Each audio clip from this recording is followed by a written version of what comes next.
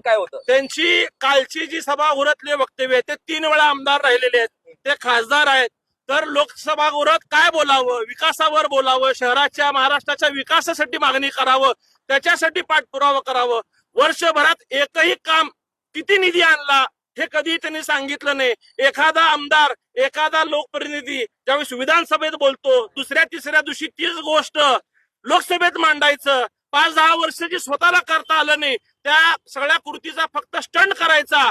ही कालचं त्यांचं वक्तव्य हे गाढवापेक्षा पुढच्या अकलीचं असल्यामुळं त्यांना आज या ठिकाणी गाढव आणून त्यांचा निषेध केलेला आहे. पण सिंदूर ऑपरेशनवर प्रश्न उपस्थित करणे ठीक सत्ताधाऱ्याकडून उत्तर मिळत नाही म्हणून तो प्रश्न उपस्थित होतो. तुम्ही सिंदूर प्रश्नावरती प्रश्न विचारणं वेगळं आहे. आपण पत्रकार महोदय, आपण ज्येष्ठ आहात.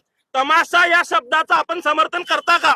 एखाद्या भारतीय सैन्याने एवढा मोठा पराक्रम केलेला आहे, अनेक महिलांचं कुंकू पुसलं गेलेलं आहे. त्या पुसल्या गेलेल्या कुंकूला तमाशा शब्द वापरणं आपल्याला योग्य वाटतं का? त्यांच्या तमाशा या शब्दावरती आमचा सगळ्यांचा आक्षेप आहे.